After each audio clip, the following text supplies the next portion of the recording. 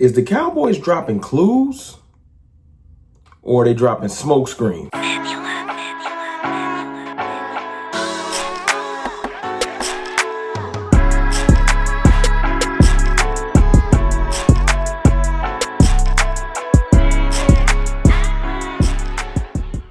What's good, people? It's your boy, Mr. Rome, Cowboys Fan Talk, right back.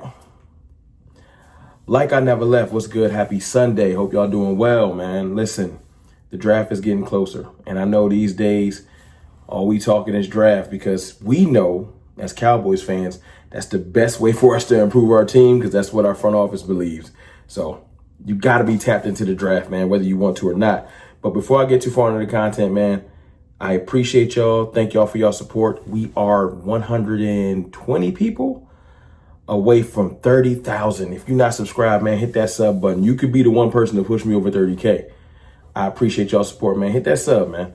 Oh, and the like button. Now, back to the content. Y'all know me, man. Y'all know me. I be hitting y'all with content every day. Sometimes it's like, I was thinking that. Sometimes it's like, Rome, I didn't know where you was going with that. Today, I hope it's one of those times where you was like, I was kind of thinking that. You know, I like to spark thought with my content. I know I'm not the best with the video, as far as like the breakdowns and the analyzation of everything. I know I'm not the best X's and O's guy, etc.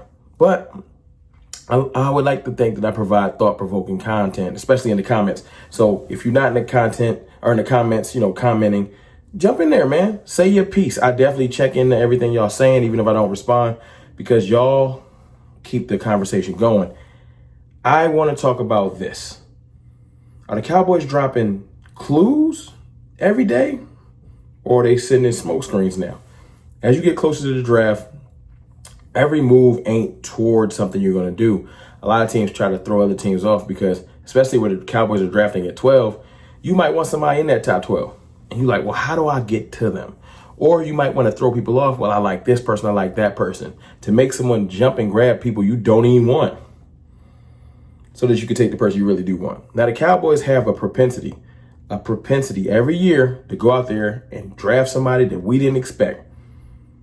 That's clue number one. We didn't expect. So then you start paying attention to, well, the people that they're loudly talking about going after, are they going after them? That's the thing. Now, you can't completely ignore when they're going to pro days because they were at Micah Parsons' pro day. Yeah. Sam Williams' pro day. Yeah. Some of these people were 30 visits. So it's hard to shift through, is it a smokescreen or not? Because, you know, the Cowboys do one thing, and one thing only that I recognize. That first round pick can be all over the place. All over the place. Even last year, I thought we were going a certain way. We trade back just to do the thing I thought we was going to do, but take the player I did not expect. Tyler Guyton. I was like, oh my God, I do not want Guyton. And it was a roller coaster of, I like Guyton, I don't. I like Guyton, I don't. And it was frustrating. But this year, let's talk about the players on the thumbnail, because you're probably wondering, if you're not tapped in, who's that guy on the far left? That's Michael Williams, edge rusher from Georgia. Strong against the run, which is what everyone says. But when you listen to like Vash Lombardi and other people I trust with the draft film, he ain't the strongest against the run. He ain't the greatest pass rusher neither. A lot of people have him as a second round grade, but apparently the Cowboys think so highly of him, we might take him in the first round. I don't get it. Especially when they start dropping clues like we signed a pass rusher as of last week. Now we have 4 pass rushers. We got Micah Parsons. We got Dante Fowler, who are probably going to be our starters. Sam Williams returning off injury, who we want to probably be a starter if he comes back looking good. If not, he'll be rotational. And Marshawn Nealon, who we took in the second round last year. We don't not believe in none of them. We gave Fowler one of the largest contracts we've given out in the last 10 years. We definitely believe in him. Marshawn Nealon, we just drafted him. We definitely believe in him. Sam Williams, you could say, was maybe at the lowest rung. But I don't think that we don't believe in him. I think we got Fowler as insurance because we can't just depend on him to be 100% quite yet. But that's 4 pass rushers that you probably want to play.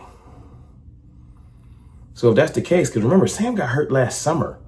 He didn't get hurt during the year. He's going to be fully healthy before camp starts. Fully healthy. Not like I'm on the cusp. So no, if we're going to take a top 12 pick, maybe we'll get an edge rusher later, but top 12, We have too many other glaring needs. Maybe before Fowler, but now I don't see it. I just don't see it. Unless it's Abdul Carter, where it's like, you're so good, I can't leave you on the board. So now I don't see it. So then that leads me to Ashton Genty. And we all like Ashton Genty, man. We do. We do. But there's a story out from David Moore. And y'all know David Moore is basically Stephen Jones' burner account. Never seen David Moore in person. Don't know what he looked like. Don't know if he's a real person. Pretty sure that's Stephen Jones that working for the newspaper. But David Moore says that Javonte Williams and Miles Sanders will not necessarily cede the starting role to the rookie that's drafted. As in, the Cowboys are planning on leaning on Miles Sanders, leaning on him, and Javonte Williams to head up this running back room. Someone coming off major injury that still ain't quite himself, since the same self he was before he got hurt in Javonte Williams, who would have been serviceable, pretty decent back, but no, like, it's not like game changing. And Miles Sanders, who hasn't been game changing, even at his top peak, was never game changing. He was a really solid back. That's who we leaning on? That's who we're not seeding? I just don't. I don't believe it. I don't. And some of y'all can tell me I'm being pessimistic. I don't believe it. I feel like this is one of those things where it's kind of like tipping their hand that we probably not going to draft running back high because we're kind of good with what we got. Smoke screen. I don't believe it. I don't. So out of the first two things I've talked about, Mykel Williams, no. The fact that we wouldn't draft like Ashton Genty or Marion Hampton if we had the chance early in this draft, no. We're looking for our starting running back. Let's not. Y'all can try to smoke screen it up all y'all want to, Cowboys. If I was another team, I wouldn't believe it because I don't. So then that leaves you with this. Like, what's next? Like, what's the thought process? Thought process is this. What we doing with Tech? Shout out to Fish Sports and David Moore, whatever these people that put in these stories, because they are the sources. And they're the ones that sparked the thought of why and when, or are we doing this or are we not doing that? David Moore, right, says that, not David Moore, I'm sorry, Fish Sports says that we were at Tech's Pro Day, you know, and the reason why I wanted to talk about this, I don't think this is a smokescreen. A lot of people have been mocking Tet to us a lot. I think the Cowboys have serious interest. I think things need to fall a certain way, but we have serious interest. If Tet McMillan's on the board, I think, and we have the chance, I do think we will take them or take him.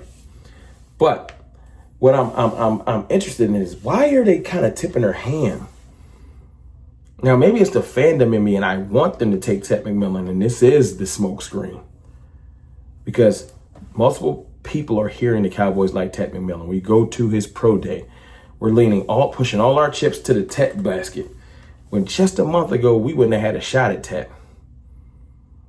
And this is one of those things where, like I said, you can be guiding somebody in a certain direction because you want to go out there and draft an offensive lineman or a Mykel Williams, which would drive me nuts. Or just something we're not expecting, or Will Johnson. Please, Jesus, don't draft Will Johnson. But just something else that we're trying to let everybody know we're going for this. Don't worry about this thing over here. It's bait and switch. And then other things on the board, and we take it. Like Tyler Smith from Tulsa. And the entire fan base flipped out. Like, who is that? Now, 12 is different than when we took Tyler Smith. So it's very different. It's one of those things where you got to take certain players that are in that range because you will be missing out on blue chippers. You don't play around with this area. The Cowboys play around in round 2. Round 2 get funky. We be choosing players, and I'm like, what? Western Michigan, Marshawn Nealon. All right, let me go do research. But the top of the first round, you kind of have an idea of what someone's going to do.